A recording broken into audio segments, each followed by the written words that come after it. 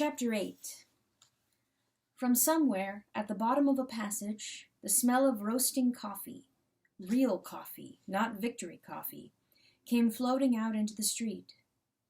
Winston paused involuntarily. For perhaps 2 seconds, he was back in the half-forgotten world of his childhood. Then a door banged, seeming to cut off the smell as abruptly as though it had been a sound. He had walked several kilometers over pavements, and his varicose ulcer was throbbing. This was the second time in 3 weeks that he had missed an evening at the community center. A rash act, since you could be certain that the number of your attendances at the center were carefully checked. In principle, a party member had no spare time, and was never alone except in bed. It was assumed that when he was not working, eating, or sleeping, he would be taking part in some kind of communal recreations.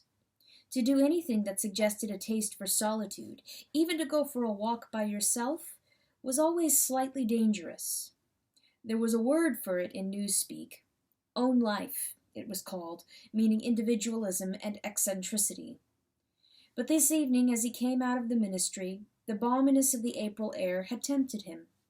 The sky was a warmer blue than he had seen in that year, and suddenly the long, noisy evening at the center, the boring, exhausting games, the lectures, the creaking camaraderie oiled by gin, had seemed intolerable.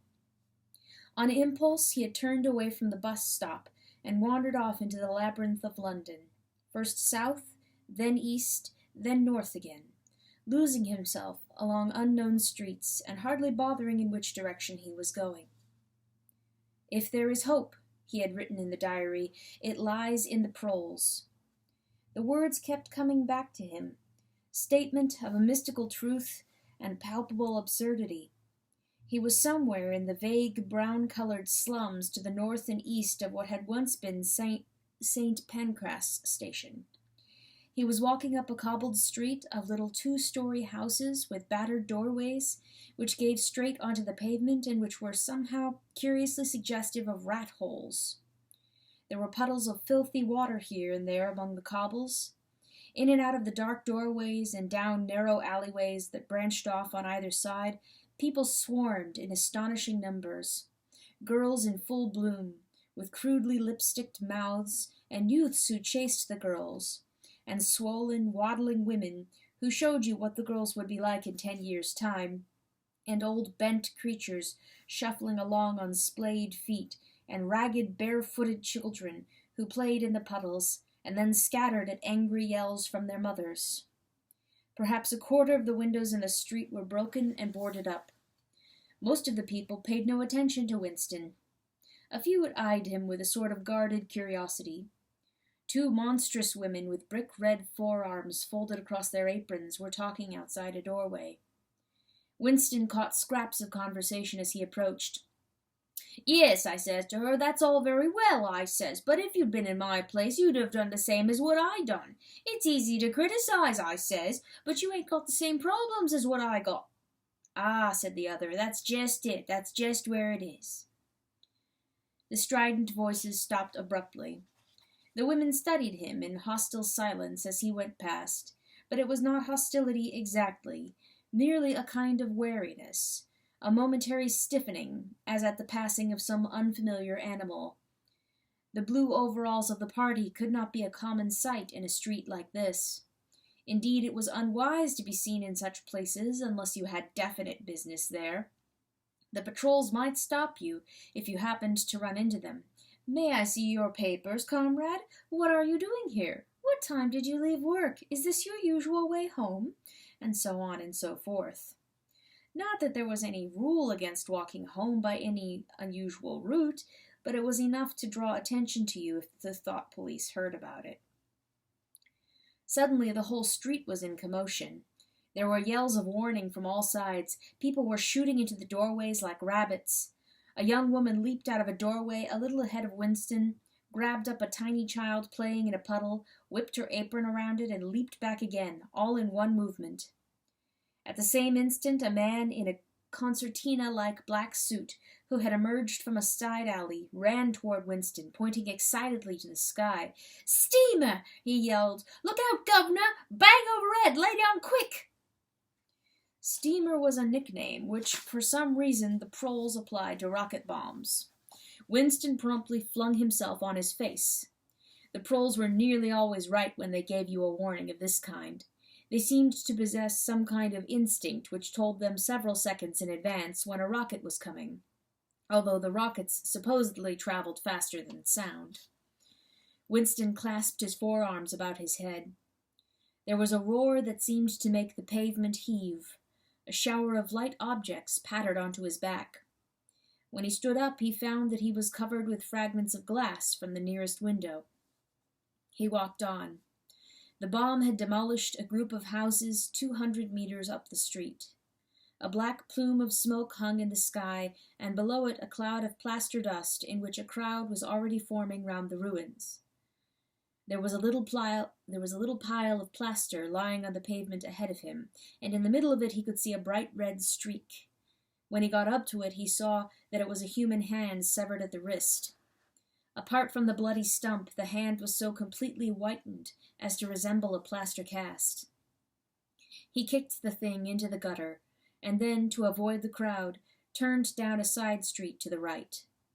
Within 3 or 4 minutes he was out of the area which the bomb had affected, and then the sordid swarming of the life of the streets was going on as though nothing had happened.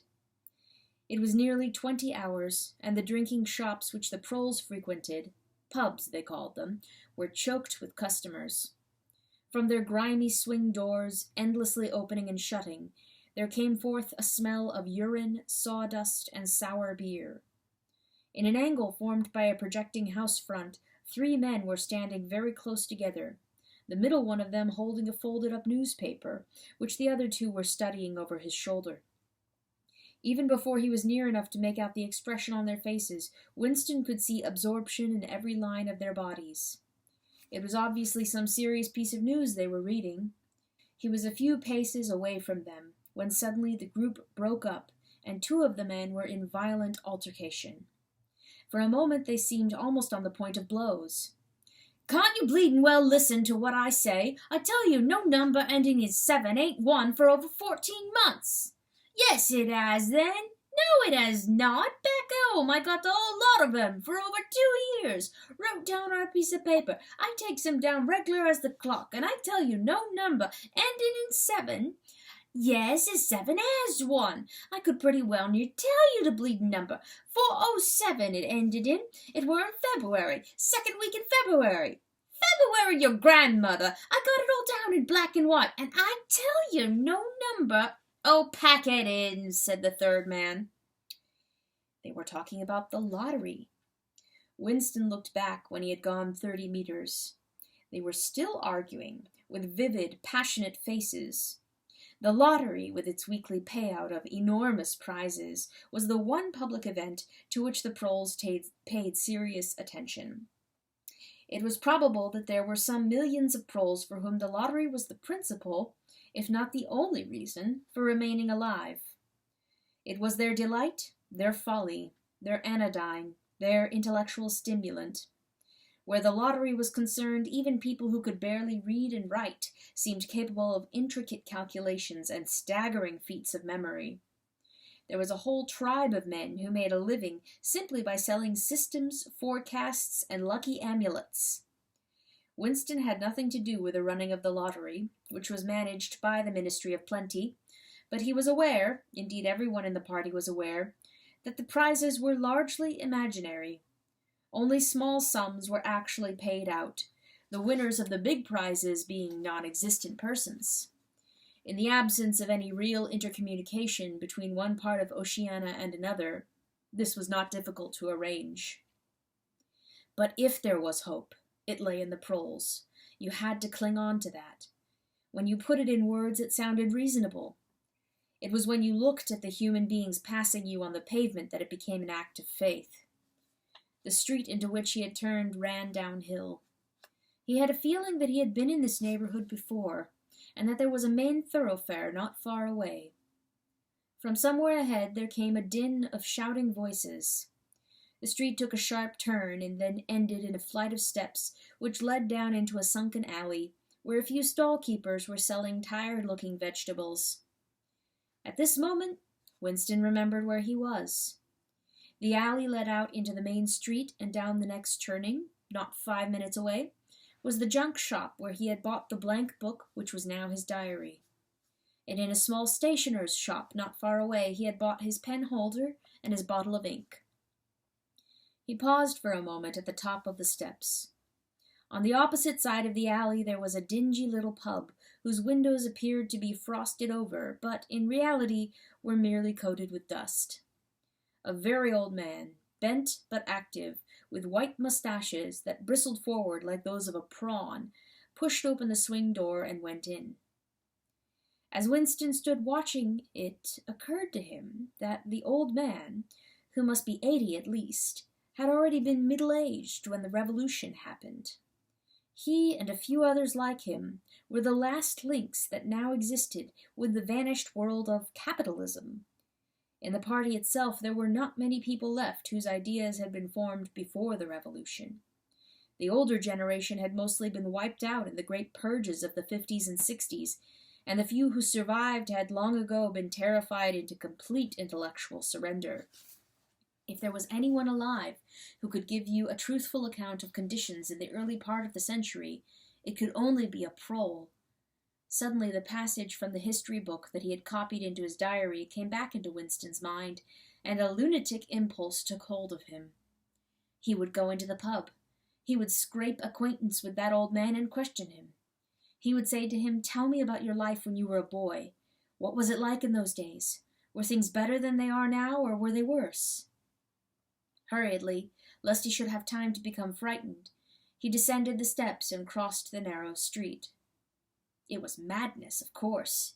As usual, there was no definite rule against talking to proles and frequenting their pubs, but it was far too unusual an action to pass unnoticed.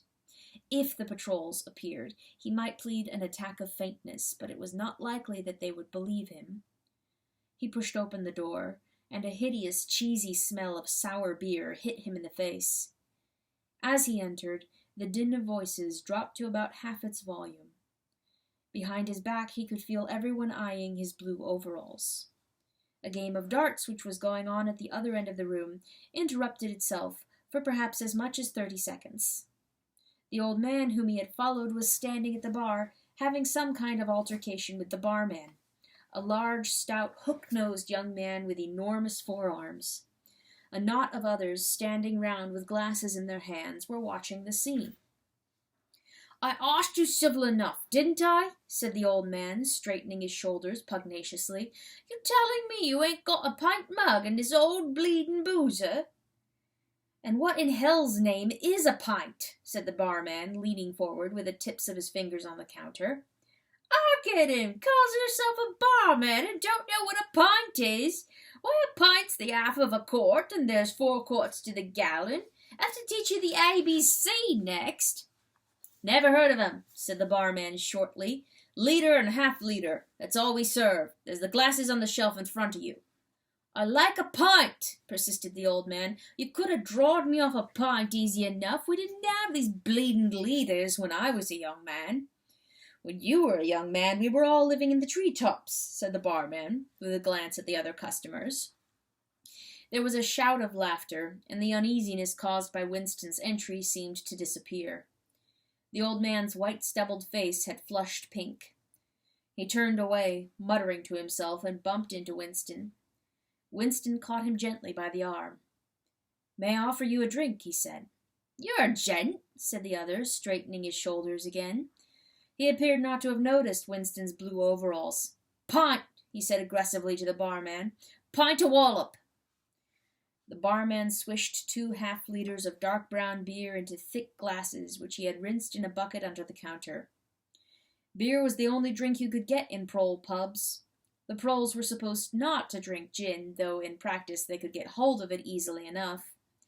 The game of darts was in full swing again, and the knot of men at the bar had begun talking about lottery tickets. Winston's presence was forgotten for a moment. There was a deal table under the window, where he and the old man could talk without fear of being overheard. It was horribly dangerous, but at any rate there was no telescreen in the room, a point he had made sure of as soon as he came in. It could ha' drawed me off a pint, grumbled the old man as he settled down behind his glass. A half-litre ain't enough. It don't satisfy, and an 'ole litre's too much. Starts my bladder running, let alone the price.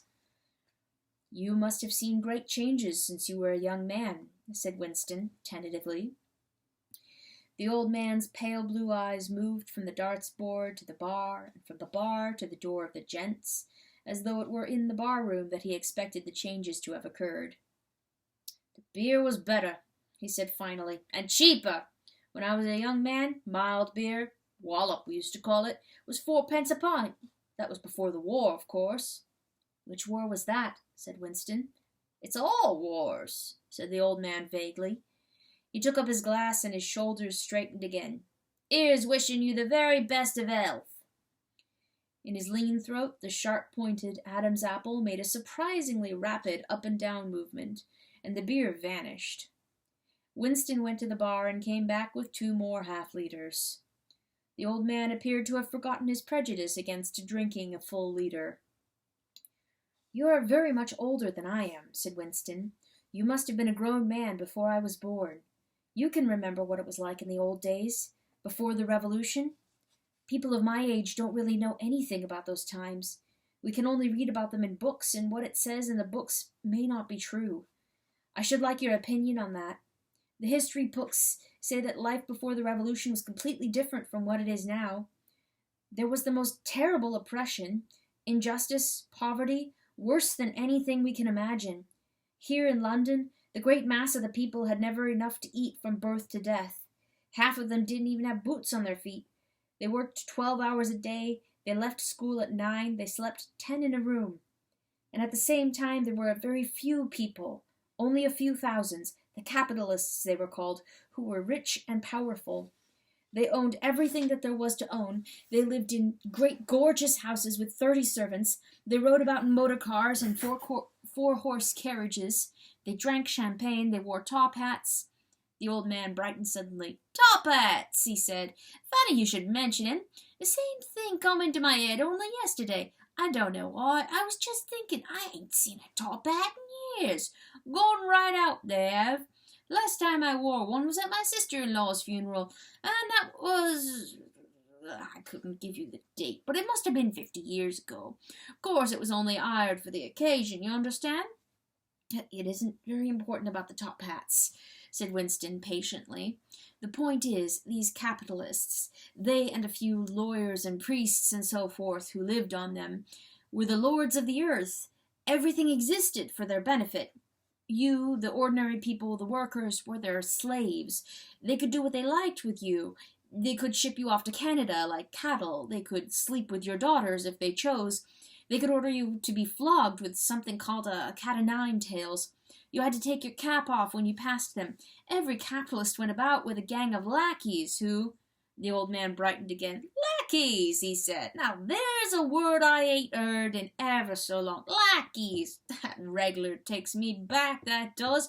I recollect, donkeys years ago. I used to sometimes go to Hyde Park of a Sunday afternoon to hear the blokes making speeches.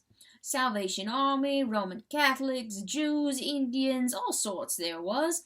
And there was one bloke, well, I couldn't give you his name, but a real powerful speaker he was. He didn't half give it 'em. Lackeys, he says, lackeys of the bourgeoisie, flunkies of the ruling class. Parasites, that was another of them. And hyenas, he definitely called them hyenas. Of course he was referring to the Labour Party, you understand. Winston had the feeling that they were talking at cross purposes. What I really wanted to know was this, he said. Do you feel that you have more freedom now than you had in those days? Are you treated like more of a human being? In the old days, the rich people, the people at the top, the House of Lords, put in the old man reminiscently. The House of Lords, if you like. What I'm asking is, were these people able to treat you as inferior simply because they were rich and you were poor? Is it a fact, for instance, that you had to call them sir and take off your cap when you passed them? The old man appeared to think deeply. He drank off about a quarter of his beer before answering. Yes, he said. They liked you to touch your cap to 'em. It showed respect like. I didn't agree with it myself, but I'd done it often enough. Had do, as you might say. And was it usual? I'm only quoting what I've read in history books. Was it usual for these people and their servants to push you off the pavement and into the gutter? One of 'em pushed me once, said the old man. I recollect it as if it was yesterday. It was boat race night. Terrible rowdy they used to get on boat race night. And I bumps into a young bloke on Shaftesbury Avenue. Quite the gent he was. Dress shirt, top hat, black overcoat. He was kind of zigzagging across the pavement, and I bumps into him accidental like. He says, "Why can't you look where you're going?" he says. I says, "Do you think you've bought the bleeding pavement?" He says, "I'll twist your bloody head off if you get fresh with me." I says, "You're drunk. I'll give you in charge in half a minute." I says, and if you'll believe me, he puts his hand on my chest and gives me a shove as pretty near sent me under the wheels of a bus. Well, I was young in them days, and I was going to have fetched him one, only... A sense of helplessness took hold of Winston. The old man's memory was nothing but a rubbish heap of details. One could question him all day without getting any real information. The party's histories might still be true, after a fashion. They might even be completely true. He made a last attempt. "Perhaps I have not made myself clear," he said. "What I'm trying to say is this. You've been alive a very long time. You lived half your life before the Revolution. In 1925, for instance, you were already grown up. Would you say, from what you can remember, that life in 1925 was better than it is now, or worse? If you could choose, would you prefer to live then or now?" The old man looked meditatively at the darts board. He finished up his beer more slowly than before. When he spoke, it was with a tolerant, philosophic air, as though the beer had mellowed him. "I know what you expect me to say," he said. "You expect me to say I'd as sooner be young again. Most people would say they'd sooner be young if you asked 'em. You got your health and strength when you're young. When you get to my time of life, you ain't never well.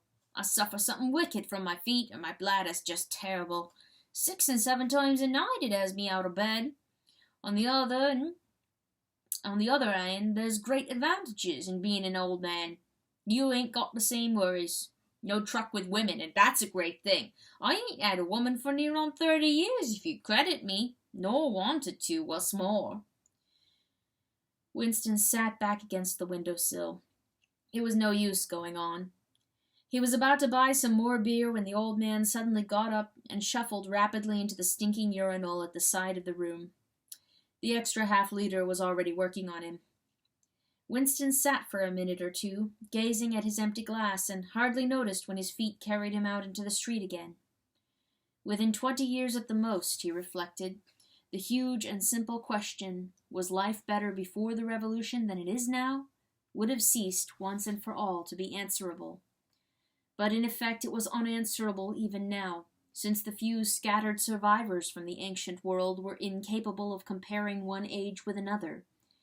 They remembered a million useless things, a quarrel with a workmate, a hunt for a lost bicycle pump, the expression on a long-dead sister's face, the swirls of dust on a windy morning 70 years ago. But all the relevant facts were outside the range of their vision. They were like the ant, which can see small objects but not large ones. And when memory failed and written records were falsified, when that happened, the claim of the party to have improved the conditions of human life had got to be accepted because there did not exist, and never again could exist, any standard against which it could be tested. At this moment his train of thought stopped abruptly. He halted and looked up. He was in a narrow street, and with a few dark little shops interspersed among dwelling houses. Immediately above his head there hung 3 discolored metal balls, which looked as if they had once been gilded. He seemed to know this place. Of course, he was standing outside the junk shop where he had bought the diary. A twinge of fear went through him. It had been a sufficiently rash act to buy the book in the beginning, and he had sworn never to come near the place again. And yet the instant that he allowed his thoughts to wander, his feet had brought him back here of their own accord. It was precisely against suicidal impulses of this kind that he had hoped to guard himself by opening the diary. At the same time, he noticed that although it was nearly 21 hours, the shop was still open. With the feeling that he would be less conspicuous inside than hanging about on the pavement, he stepped through the doorway. If questioned, he could plausibly say that he was trying to buy razor blades. The proprietor had just lighted a hanging oil lamp, which gave off an unclean but friendly smell. He was a man of perhaps 60, frail and bowed, with a long benevolent nose and mild eyes distorted by fixed spectacles. His hair was almost white, but his eyebrows were bushy and still black. His spectacles, his gentle, fussy movements, and the fact that he was wearing an aged jacket of black velvet gave him a vague air of intellectuality, as though he had been some kind of literary man or perhaps a musician. His voice was soft, as though faded, and his accent less debased than that of the majority of the proles. "I recognized you on the pavement," he said immediately. "You're the gentleman that bought the young lady's keepsake album. That was a beautiful bit of paper, that was. Cream laid, it used to be called. There's been no paper like that made for, I dare say 50 years. He peered at Winston over the top of his spectacles. "Is there anything special I can do for you? Or did you just want to look around?" "I was passing," said Winston vaguely. "I just looked in. I don't want anything in particular." "It's just as well," said the other, "because I don't suppose I could have satisfied you." He made an apologetic gesture with his soft palmed hand. "You see how it is. An empty shop, you might say. Between you and me, the antique trade's just about finished. No demand any longer, and no stock either. Furniture, china, glass, it's all been broken up by degrees. And of course the metal stuff's mostly been melted down. I haven't seen a brass candlestick in years." The tiny interior of the shop was, in fact, uncomfortably full, but there was almost nothing in it of the slightest value. The floor space was very restricted because all around the walls were stacked innumerable dusty picture frames. In the window there were trays of nuts and bolts, worn-out chisels, penknives with broken blades, tarnished watches that did not even pretend to be in going order, and other miscellaneous rubbish. Only on a small table in the corner was there a litter of odds and ends, lacquered snuff-boxes, agate brooches, and the like, which looked as though they might include something interesting. As Winston wandered toward the table, his eye was caught by a round, smooth thing that gleamed softly in the lamplight, and he picked it up. It was a heavy lump of glass, curved on one side, flat on the other, making almost a hemisphere. There was a peculiar softness, as of rainwater, in both the color and the texture of the glass. At the heart of it, magnified by the curved surface, there was a strange pink convoluted object that recalled a rose or a sea anemone. "What is it?" said Winston, fascinated. "That's coral, that is," said the old man. "It must have come from the Indian Ocean. They used to kind of embed it in the glass. That wasn't made less than 100 years ago. More by the look of it." "It's a beautiful thing," said Winston. "It is a beautiful thing," said the other appreciatively, "but there's not many that'd say so nowadays." He coughed. "Now, if it so happened that you wanted to buy it, that'd cost you $4. I can remember when a thing like that would have fetched £8, and £8 was, well, I can't work it out, but it was a lot of money. But who cares about genuine antiques nowadays, even the few that's left?" Winston immediately paid over the $4 and slid the coveted thing into his pocket. What appealed to him about it was not so much its beauty as the air it seemed to possess of belonging to an age quite different from the present one. The soft, rain-watery glass was not like any glass that he had ever seen. The thing was doubly attractive because of its apparent uselessness, though he could guess it must have once been intended as a paperweight. It was very heavy in his pocket, but fortunately it did not make much of a bulge. It was a queer thing, even a compromising thing, for a party member to have in his possession. Anything old, and, for that matter, anything beautiful, was always vaguely suspect. The old man had grown noticeably more cheerful after receiving the $4. Winston realized that he would have accepted 3 or even 2. "There's another room upstairs that you might care to take a look at," he said. "There's not much in it, just a few pieces. We'll do with a light if we're going upstairs."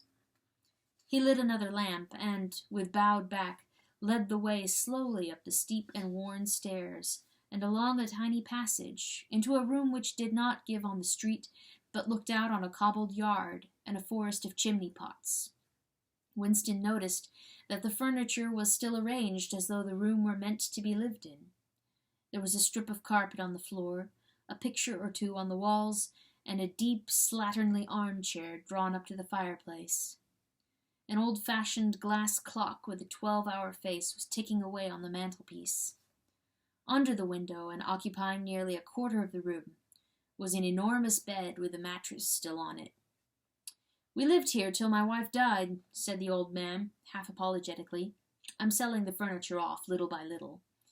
Now that's a beautiful mahogany bed, or at least would be if you could get the bugs out of it, but I dare say you'd find it a little bit cumbersome." He was holding the lamp high up so as to illuminate the whole room, and in the warm, dim light, the place looked curiously inviting.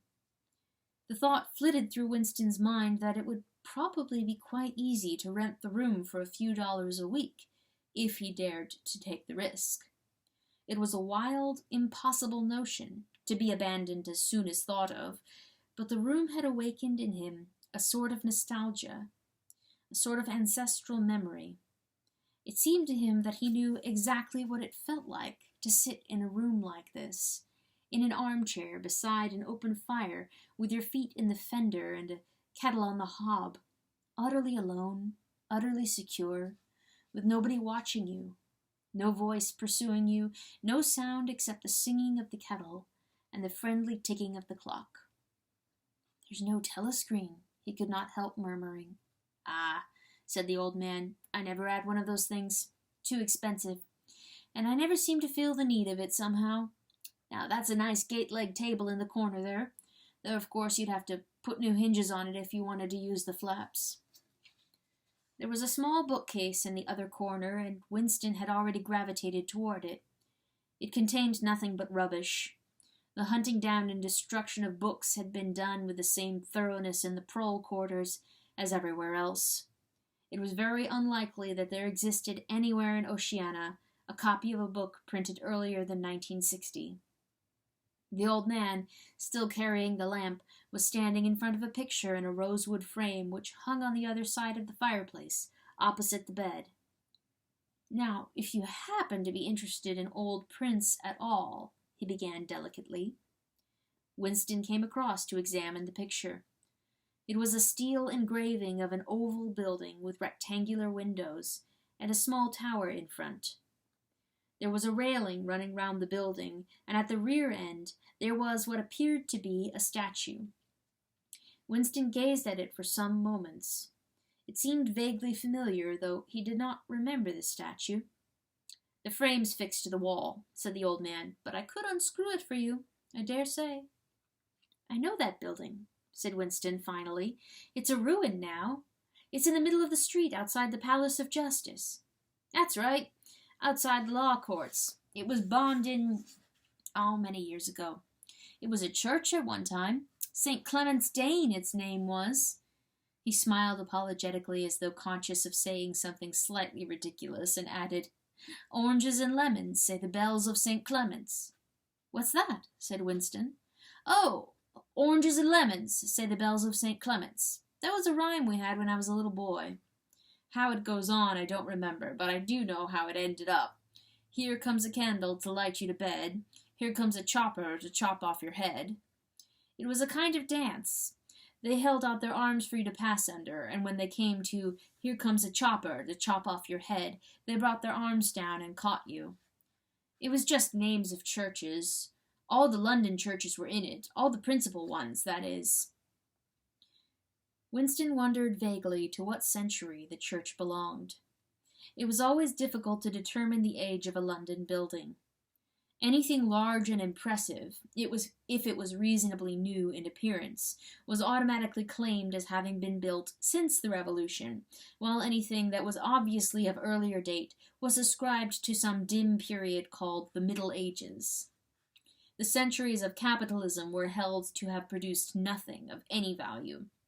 One could not learn history from architecture any more than one could learn it from books. Statues, inscriptions, memorial stones, the names of streets, anything that might throw light upon the past had been systematically altered. "I never knew it had been a church," he said. "There's a lot of them left, really," said the old man, though they've been put to other uses. Now, how did that rhyme go? Ah, I've got it. "Oranges and lemons, say the bells of St. Clement's. You owe me 3 farthings, say the bells of St. Martin's." There, now that's as far as I can get. A farthing. That was a small copper coin. Looked something like a cent. "Where was St. Martin's?" said Winston.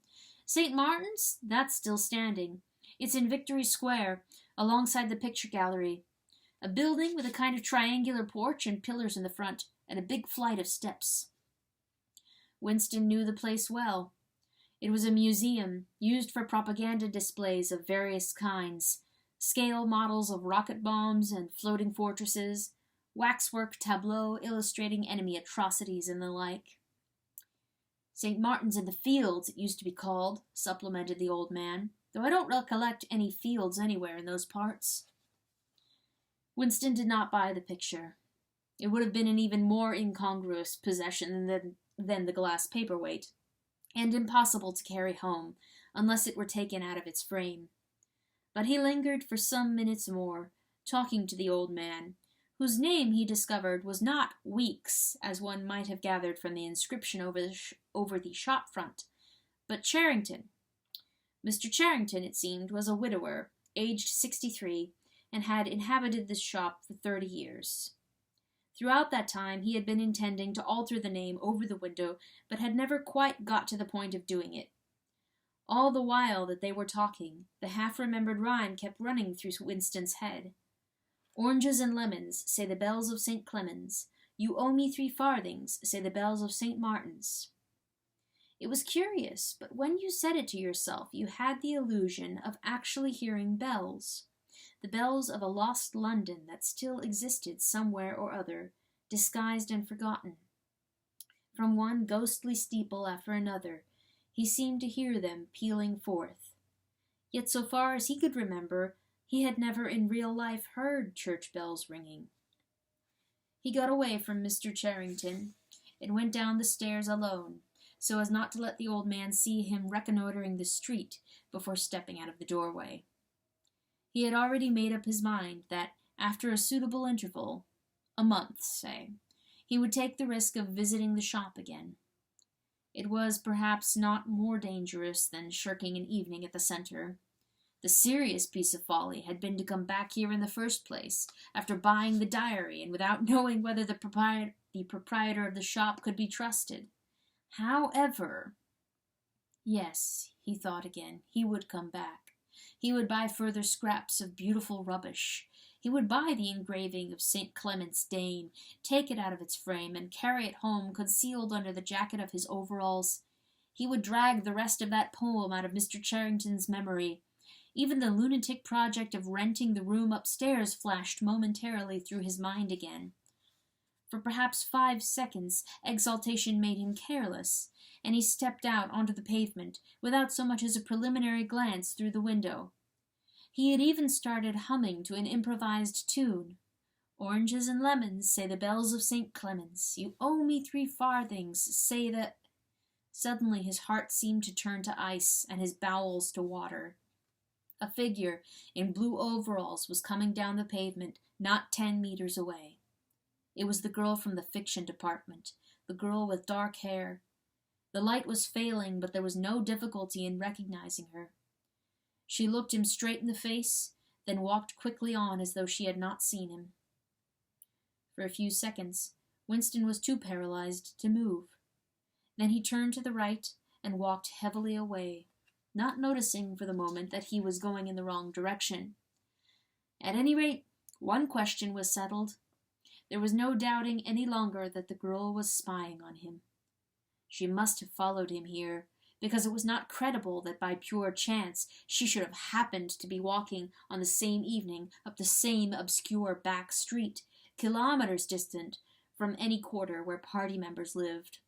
It was too great a coincidence. Whether she was really an agent of the thought police or simply an amateur spy actuated by officiousness hardly mattered.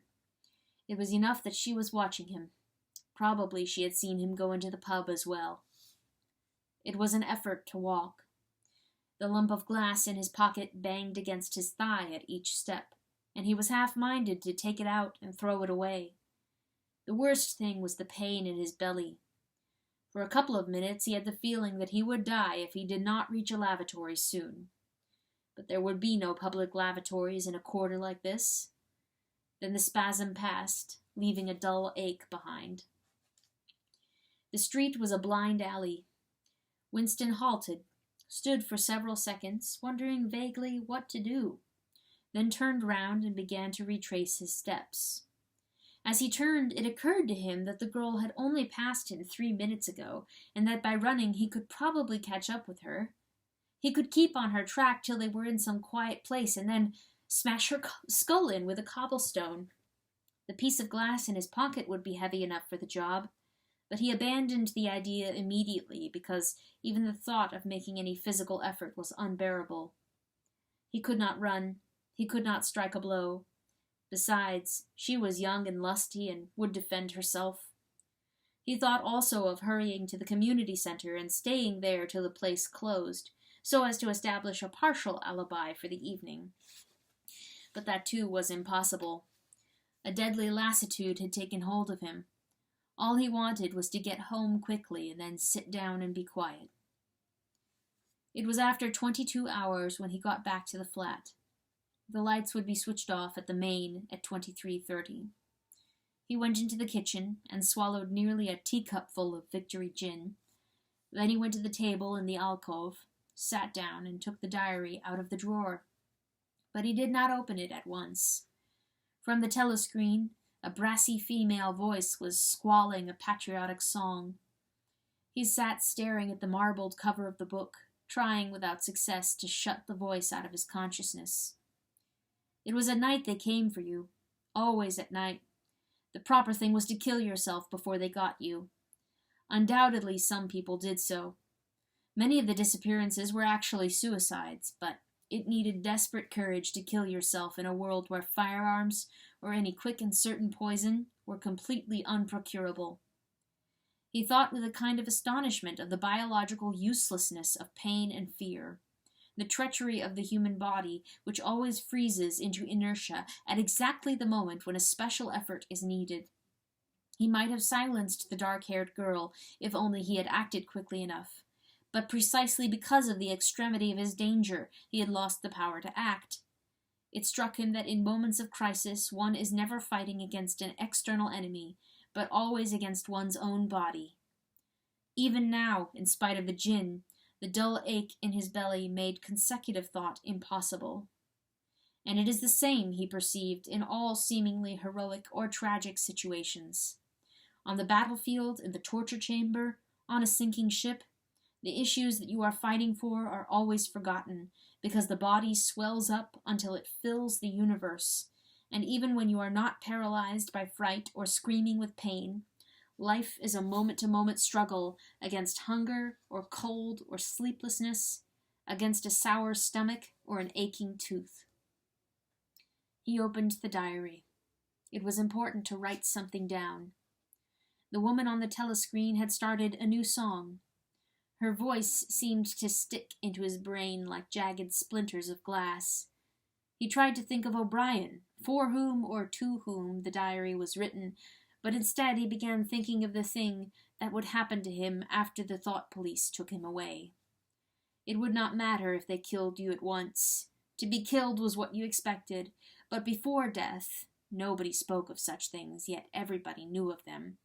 There was the routine confession that had to be gone through, the groveling on the floor and screaming for mercy, the crack of broken bones, the smashed teeth and bloody clots of hair. Why did you have to endure it, since the end was always the same? Why was it not possible to cut a few days or weeks out of your life? Nobody ever escaped detection, and nobody ever failed to confess. When once you had succumbed to thought crime, it was certain that by a given date you would be dead. Why, then, did that horror, which altered nothing, have to lie embedded in future time? He tried with a little more success than before to summon up the image of O'Brien. "We shall meet in the place where there is no darkness," O'Brien had said to him. He knew what it meant, or thought he knew. The place where there is no darkness was the imagined future, which one would never see, but which, by foreknowledge, one could mystically share in. But with the voice from the telescreen nagging at his ears, he could not follow the train of thought further. He put a cigarette in his mouth. Half the tobacco promptly fell onto his tongue, a bitter dust which was difficult to spit out again. The face of Big Brother swam into his mind, displacing that of O'Brien. Just as he had done a few days earlier, he slid a coin out of his pocket and looked at it. The face gazed up at him, heavy, calm, protecting. But what kind of smile was hidden beneath the dark mustache? Like a leaden knell, the words came back at him. War is peace. Freedom is slavery. Ignorance is strength.